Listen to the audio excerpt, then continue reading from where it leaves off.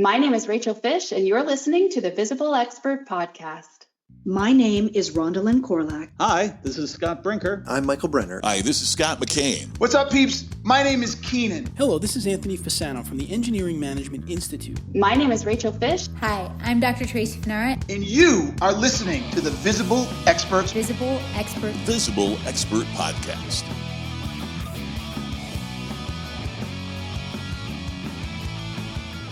Thank you for listening to the Visible Expert Podcast. I'm John Tyerman. Hey, and I'm Kelly Waffle. And today our guest is Rachel Fisch. And Rachel is the product evangelist for Sage Accountant Solutions. So Kelly, what did you think about our chat with Rachel? Rachel, to me, is really community-focused and very authentic. I really liked what she had to say around the challenges to technology implementation that bookkeepers and accounting firms are experiencing right now. Mm-hmm. From her perspective, she's seeing that up until recently, accounting firms really have not needed to innovate. So they really haven't had the impetus to go out and embrace technology, and that's kind of slowing them down.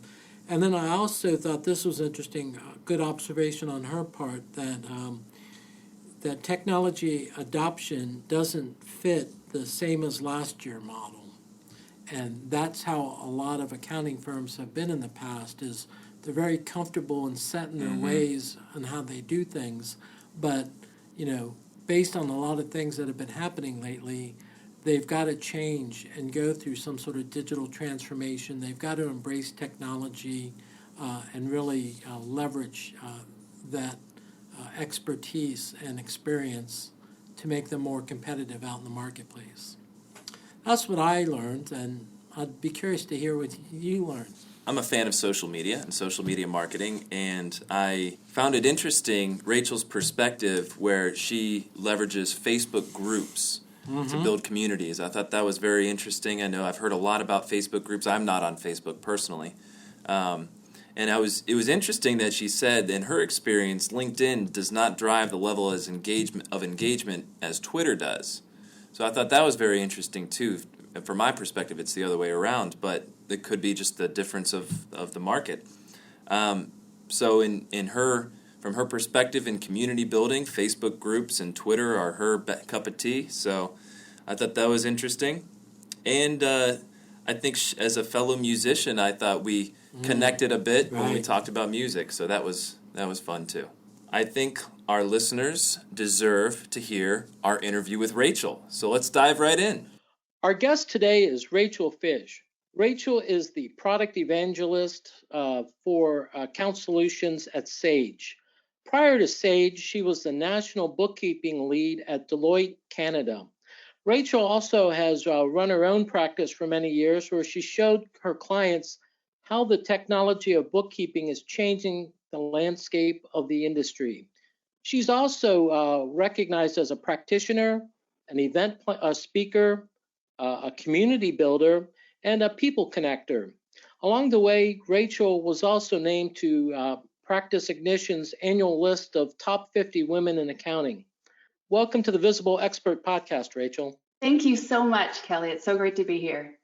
Rachel, here at Hinge, we define recognized influencers who share their expertise and experience in the B2B and professional services spaces as visible experts. And this podcast is really focused on sharing the stories of our guests and illuminating the challenges and rewards of building a personal brand. Over the years, you've trained thousands of bookkeepers and hundreds of training sessions in Canada and beyond in both desktop and online accounting software. Rachel, what communication channels work most effectively for you to build your awareness and expertise and really get your thought leadership out there? Oh, gosh. Well, thanks, John, for asking, and thank you for having me as well. Honestly, I think it depends on where you believe your audience is. For me personally, I spend a lot of time on Facebook, whether it's just connecting with, my network there, or in different accountant and bookkeeper related groups. I'm very active on Twitter, and of course, some activity on LinkedIn. What's interesting about LinkedIn is that although it seems to be the place where kind of professional services people are supposed to be, I find that it really doesn't get the level of engagement that I get, particularly on Twitter. I haven't done a ton with Instagram or anything with some of the other platforms, but I would probably say that Facebook and Twitter are probably the top where I can do that. Now, anytime I'm article writing, I had my own website when I had my own practice, and so it made sense to be driving people to my website. So I did that. But now that I don't anymore, I've been at Sage now for almost 3 years. LinkedIn is a great platform for kind of the article writing, and then where you can drive, Twitter or Facebook activity to the article, like back to the LinkedIn page. But other than that, I kind of stuck with those. Great. And to follow up, we found many of our guests have had really high and low points along their journey. Can you give our listeners an example of some of the biggest challenges and rewards you've encountered along the way? Wow, what a loaded question. Okay, gosh, I've had, as you mentioned, Kelly, in the intro, I've had a few kind of life changes or career changes. Going from a practitioner or, a professional in industry to my own practice to Deloitte and now to Sage, where I'm actually on the software and technology side. And so each of those have had big shifts to them. And I've always said that anytime the next opportunity came along, so the opportunity to create my own business, the opportunity to go to Deloitte, the opportunity to come to Sage, it was all with the best intentions. It was all, doing as much due diligence as I could about what I was, facing. But in each of those changes came a wall of challenges that I did not expect going into it. So, like, for example, just going to my own practice, I decided that it would be a great idea to start a new business while I was on maternity leave from my second daughter. And the challenges of just getting, first of all, doing the business planning, market research, all of that stuff to actually start my own practice, and then to go ahead and get started, that's a lot of freaking work. Like that, I think that people underestimate, like, even if it's a bookkeeper or accountant going into their own practice, how they then become business owners. And there is a whole set of skills that are required as a business owner that are not necessarily required as a bookkeeper or an accountant in practice. And so just going through all of those shifts, of course, the biggest one actually being marketing. I think by nature, accountants and bookkeepers are not maybe the best marketers by nature. So this is one of the reasons why I'm so passionate about, the whole branding element around bookkeepers and accountants. Anyway, but that's a bit of a tangent there. But then, having that practice for about 4.5 years and then making the decision to join Deloitte, moving my family across Canada. This was a major move. And shortly after I got to Deloitte, actually, I think it was my first day, I was given a job description that I felt didn't really reflect the position that I had taken. So it was throwing a big wrench into that expectation of what I thought, this role would look like and my life at Deloitte would look like. And then, of course, joining the Sage organization and just all of the shifts going from a practitioner mindset and a bookkeeper or accountant mindset over into, the software and technology. I think there's a difference between loving technology and working at a technology company. And so there's certainly been some growing pains and things like that along the way. So as I said, for each of these major changes, there's always been good reasons why I, decided to make that jump, but there are always unexpected challenges along the way for each of them.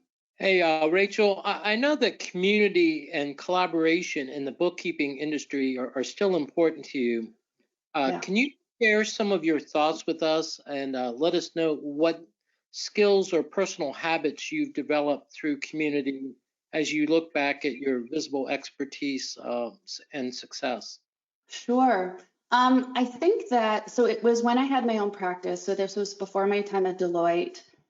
And I was sitting there and I just felt like I was struggling. Again, back to that adjusting from, a corporate controller, employer type situation now to being self-employed and growing a business and a business owner myself. And I was just really struggling with some of the aspects. And I was, kind of sitting back going, okay, I know, for example, in Canada, there's 35,000 bookkeepers. I can't be the only one sitting here, banging my head against a wall, struggling with this function or with this client or with this situation. And so it was actually through the software training that I was doing at the time that it was very clear to me that how many, solopreneur bookkeepers across Canada were dealing with the exact same issues as I was. I think part of the challenge, though, especially when you're in professional services like that, is that it's almost ingrained that everyone that you meet that is in the same professional service is automatically your competition, and therefore you must guard yourself against all of these other professionals offering the same service, or else you could, get in fights about clients, or, you can't tell too much, or else they might steal the client.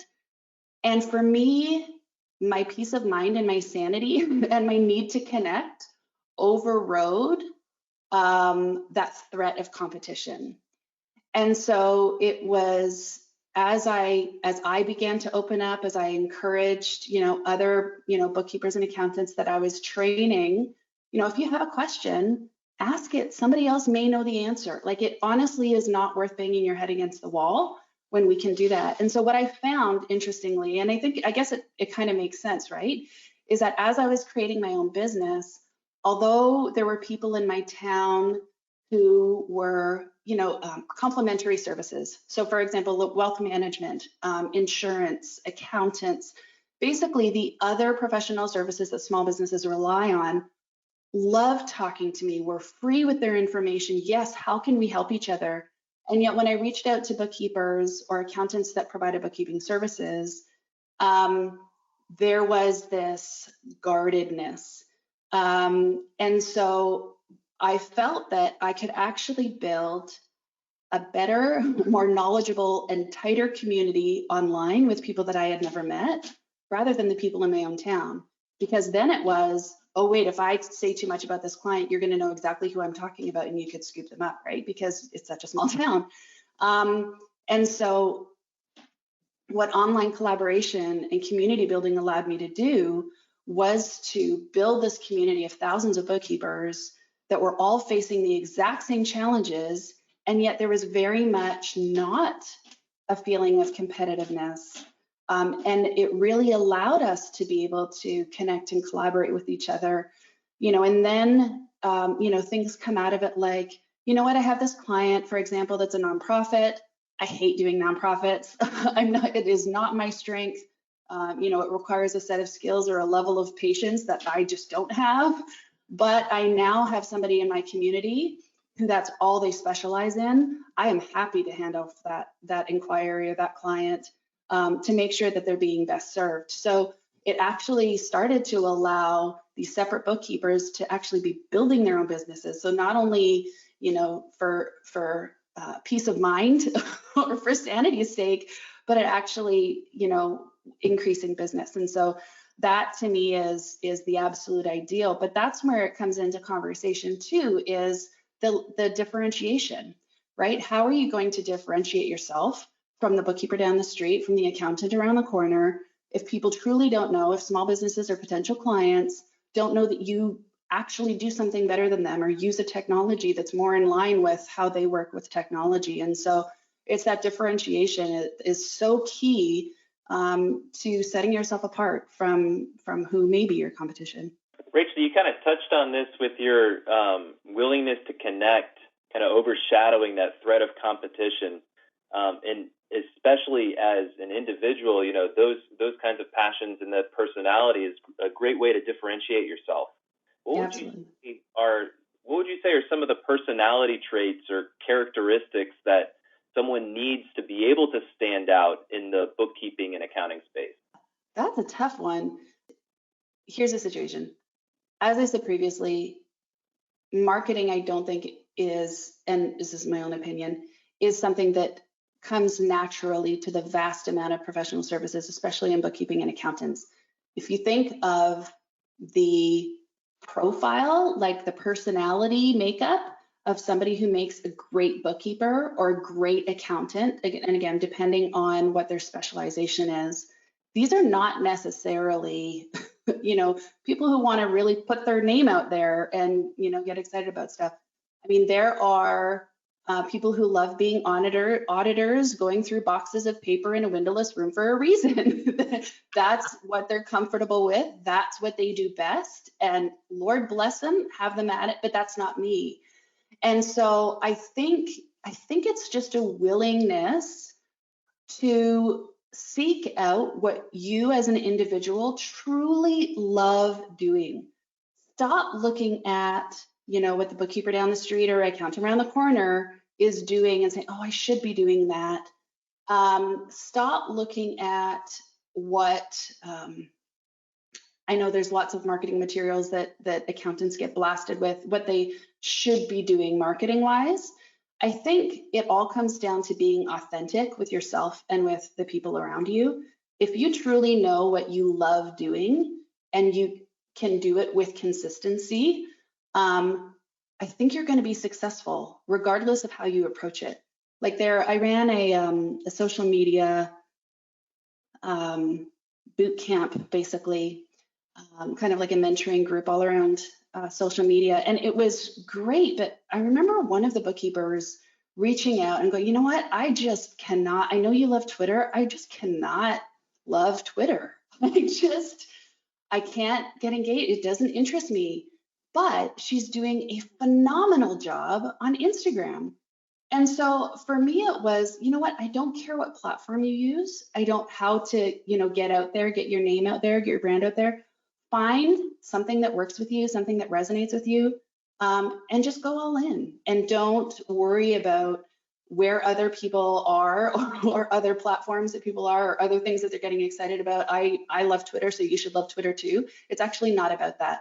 It's about doing, being on the platform that you most engage with and just being your authentic self. But I think it does take a little bit of reflection to do that. So although I wouldn't say that there's a specific personality trait, just to get back to your question, so I do remember what it was. I do think that it requires some authenticity, some inward looking a little bit, just to figure out what those things are, and just spend your energy there. Yeah, I think you made the point earlier, Rachel, which I think is really important.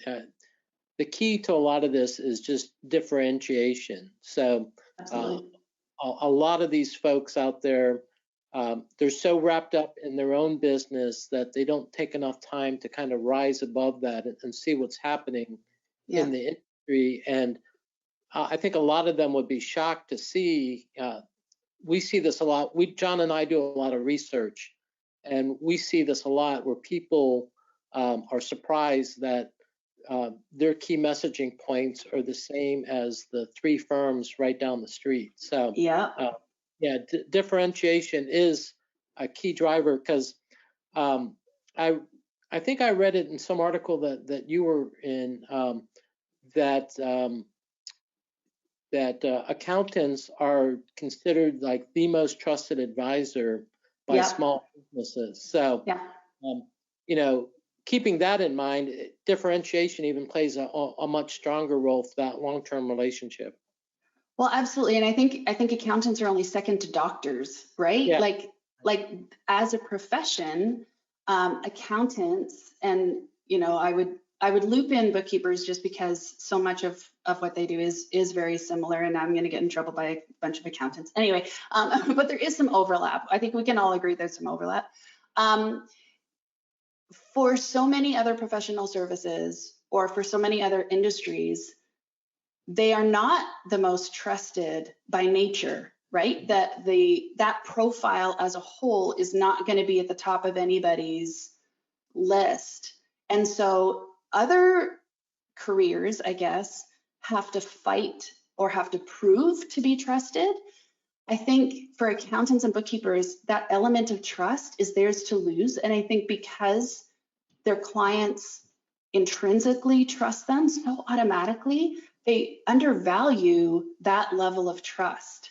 And so for something that other professions, as I mentioned, have to fight for, they have it. Like, use it, leverage it, like make sure that you are proving that value to your clients. Don't take advantage of it because it is a more precious commodity, I think, than it's recognized as. But that trust, man, that's huge. And so how can accountants and bookkeepers live up to that level of trust? And I think that, you know, as we see the automation of data, as we see, you know, the more of a shift to its advisory services, again, first of all, this is nothing new. This is not a new concept. This is not, you know, the message of 2019 or 2020 that accountants, great accountants and bookkeepers are already advisors and do an amazing job maintaining that trust with their clients. But I think this is why it's such a natural extension of what they do, because of that element of trust. That's great. I want to switch gears a little bit. You had mentioned earlier, Rachel, that you're now on the product side. So, so I'm assuming that you need to stay in touch with what's happening out there in the accountant world. From your perspective, what are a few of the trends or needs that you've seen arise over the last couple of years in this community? Oh gosh. I mean, I think the kind of no-brainer number one answer is automation, right? What are some of the things that currently a bookkeeper or accountant does, especially recurring repetitive tasks, that does over and over again, that an algorithm, an app, some level of technology can actually do? I think what's been the most fascinating, I mean, I've always loved technology. So now being at Sage, it feels like more of an extension of who I really am to be this immersed in technology. So I'm absolutely loving it. But I think that the interesting thing about when it comes to technology with accountant and bookkeeper practitioners is how long the innovation curve is. Like, if you think about the innovation curve of other things that have come and gone, you know, they're invented, they're, you know, innovated, reimagined, adopted, and so on. I mean, we have practitioners that don't ever touch a piece of paper. And we have practitioners that still use, you know, 17-column ledger paper and everything in between. And I think that, first of all, that what this time of lockdown, of quarantine, has taught us is how much technology can solve for issues that that we just didn't give the time to think about before. But I mean, anything data entry related, shameless plug here, auto entry seriously is my favorite tool. Sage happened to have acquired it last fall. I loved it before Sage acquired it. But just the ability to get in documents in a format that your accounting technology can then, or your accounting software can then read and enter transactions for you. I guarantee you that a bookkeeper cannot enter transactions faster than OCR technology can enter transactions on the whole. And so it's just looking for those things that are time savings. I think, you know, as I said, this is the time, just kind of the crisis that we're in right now, where people are now looking for, you know, I don't want to be touching people's paper. I don't want people to be touching files or dropping off files that I then need to disinfect before I can start doing their taxes and things like that. So what are some other ways that I can be doing this? And I have yet to see a bookkeeper or accountant that has implemented an automation tool, and there's lots of them out there, as I mentioned, auto entry is one of them, that has regretted it or that has not saved time. So to me, that it's an absolute no-brainer across the board. Great. Hey, Rachel, kind of switching gears again, looking back, who are some of the most influential people that kind of set you down this path to serving the bookkeeper and accounting communities? Oh, gosh. You guys are good with the questions. Holy smokes. I think that, you know what, I would say that there hasn't really been one, you know, single constant, you know, hero or somebody that I've looked up to. But as my career has changed or as I've grown professionally, those keep shifting. I think I am energized by other professionals who challenge the status quo. And I think that that can pretty much describe anybody that I would put in that bucket over my career. And right now I'm part of an amazing group of accounting professionals and technology professionals in an organization called Accounting Salon. And you know, it's kind of like just when you think you know every app out there, and just when you think you're kind of at the top of your game, along come a group of people and you realize you know nothing, and how much there still is yet to learn. And I think that, again, it's a group of people, again, being that community-minded person that I am, but I think that the success of it comes not only in you know, being challenged by how much these people know and what they can teach me, but what I can teach them, or how we can be vulnerable with each other, or how, like, sometimes these days of being at home and working and trying to educate your kids online are challenging, and being able to be vulnerable with each other like that. I think that anytime you're the smartest person in the room, you're in the wrong room, right? You've heard that a million times. I love being challenged, and I love feeling like a valuable part of the community. And so this definitely allows me to do that. Challenging the status quo is something that I know Kelly's very passionate about too, so that must be music to his ears. Yeah. Wonderful. I underlined it. Let's get back to the technology a little bit. I know you Sure. have a lot for it, and you spend a lot of time with it. I think you would agree that the rise of technology in the accountant world is really redefining client expectations. Absolutely. Yeah, there are a lot of great opportunities out there. Can you spend a couple minutes talking about what are some of the challenges to implementation that you're seeing out there? Why are not more accountants embracing technology at a higher level? Because it doesn't follow the Sally method, same as last year, right? It doesn't, in order, here's, oh gosh, I have so many thoughts about this. I just need to think about how to organize so that I don't come off like a blubbering mess. I think it's simply the challenge of needing to innovate. And I think that in many cases, accounting firms specifically, and there are still so many very traditional firms that have simply not ever needed to innovate. You know, the client comes in, they have a specific need, you solved it the way you've solved every other client's issue, and they go on and pay you a big fat bill at the end of it, and everybody's happy. And I think that the piece that's been missing so critically is recognizing what the client experienced. And I think so technology, although it has drastically impacted the accounting profession, technology has changed the client experience for everybody, right? Everybody wants to do everything on their mobile phone. They want immediate results. They want 24/7 access. And so when you think about how your profession or how your industry is going to fit in with these new client expectations, you have to be innovating, because you being gone at 4:30 or 5 o'clock just does not suit some of your clients, right? So how are you going to make sure that you're providing an amazing client experience that keeps up with their level of expectation, and yet still provide something that only you can provide, right? Multiple accountants do tax returns, right?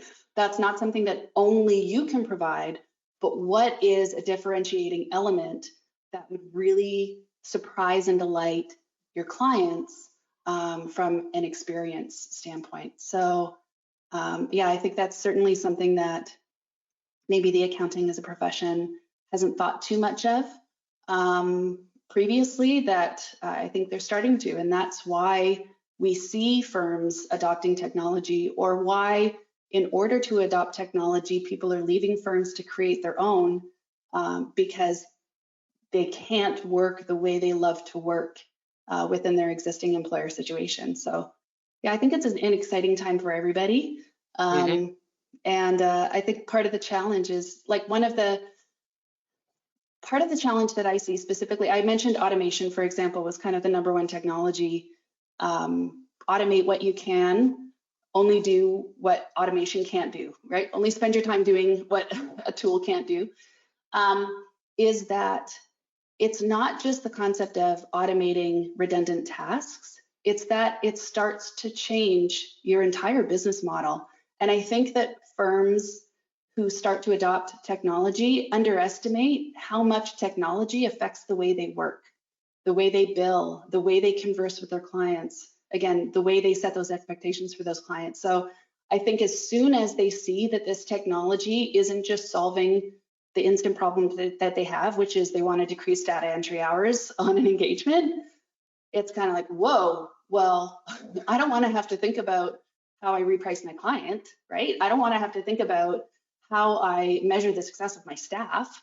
I don't want to have to think about how I, kind of reimagine the engagement experience for my client. I just want to fix data entry. And yet all of those things are connected. And I think that's probably the biggest barrier to adoption for some of this stuff is how it kind of seeps into the rest of the firm operations. Now, in saying that, it's still a very positive thing, but I think it does start to scare some firms away, for sure. Rachel, you kind of touched on my next question, so that's a great segue. We've done some research around, obviously the accounting industry, and one thing that we're noticing is that there's a big convergence of accounting technology and consulting firms. There's a lot of M&A activity. Yes, a lot. And automation obviously means that you can't spend as many hours on billable work. So that's, like you mentioned, it's changing the whole model. What are your thoughts on switching from like an hourly billing model to a value pricing model? Oh, Lord. Okay, here's what I say about that. I say I am not the expert on that. There are people who are far more skilled in talking about that concept than I am.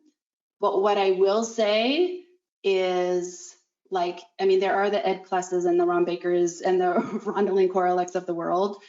I'm not them. But what I will say is that, first of all, I'll say two things. First of all,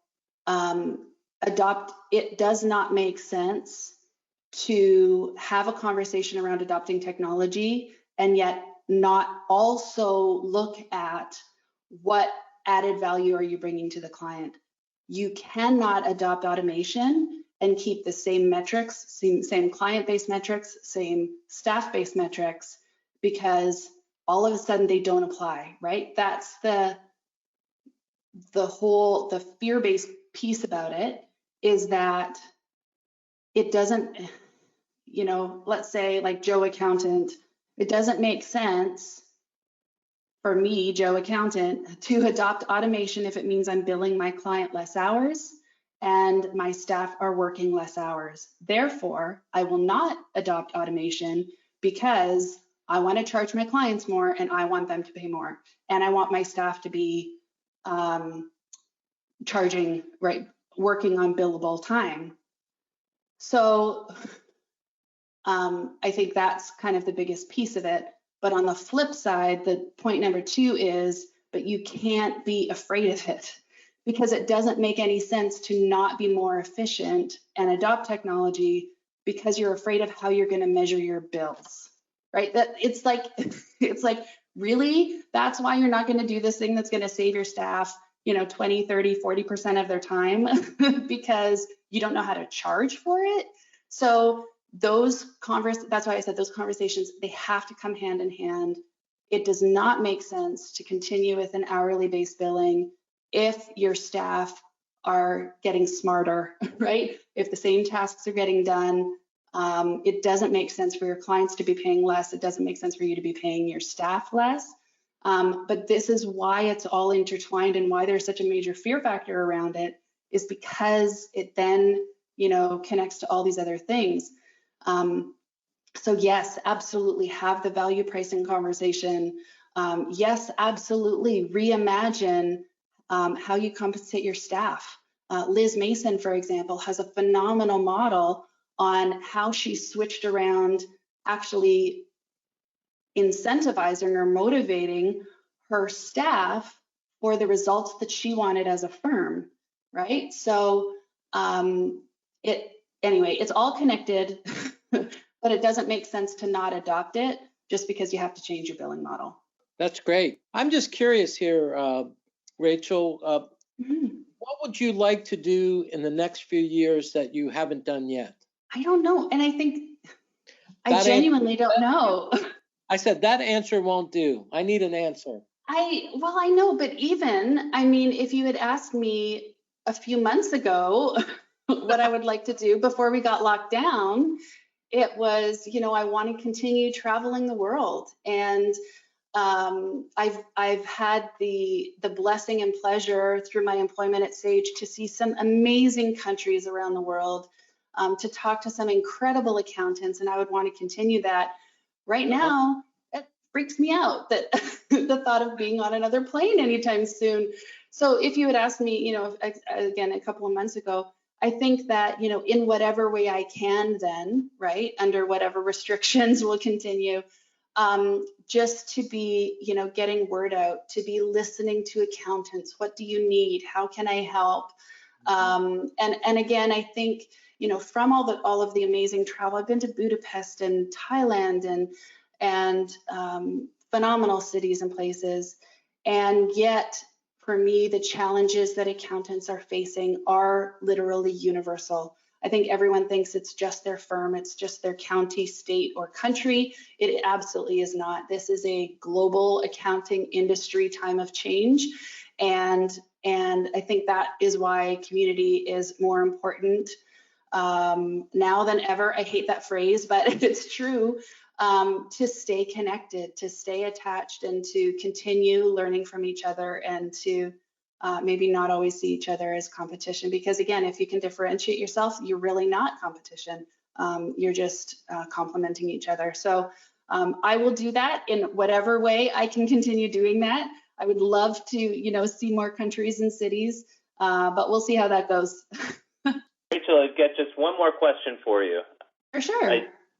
I saw that you were the choir director for many years, and I'm a musician myself. Are you still involved in music, and what instruments do you play?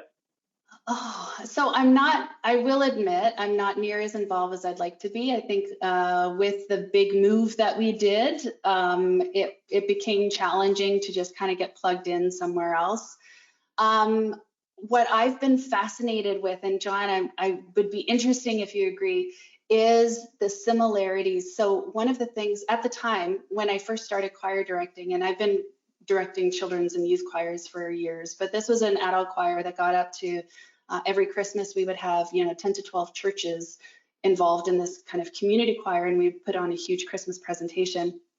And so we'd have 55 to 75 people, and to be at the front of the room teaching music to everyone from people who had music degrees to people who did not read a note of music, and yet be able to have them all feel like they learned something every week, and have them come together and be unified in a common deliverable, if I could say that, was the most challenging, enlightening, and of course rewarding thing that I will take into every single professional experience that I have. It just translates, the skills that are required for that just translates so beautifully into the professional world. As for playing, so I sing mostly. My mom said I could sing before I could talk. So for when I was just a wee one, I would say I tinker on piano, a tiny little bit of guitar. I took flute in grade 7 and grade 8. So I know where the notes are. I can kind of plunk something out, but it's more about the singing for me. Very cool. Yeah, music is the universal language. So I found it to be a great networking tool as well. Absolutely. Absolutely. So Rachel, thank you so much. This concludes our podcast interview. This has been a pleasure. I'm chock full of notes myself. Oh, wonderful. It was a blast. You guys had stumped me on some of those questions. So thank you so much, not only for having me on, but for challenging me every step of the way. Thank you. If you found this interview interesting and want to learn more, go to hingemarketing.com and please give us a rating and a review. And if you know of any research teams in Antarctica, tell them to tune in to the Visible Expert podcast. Thanks for listening.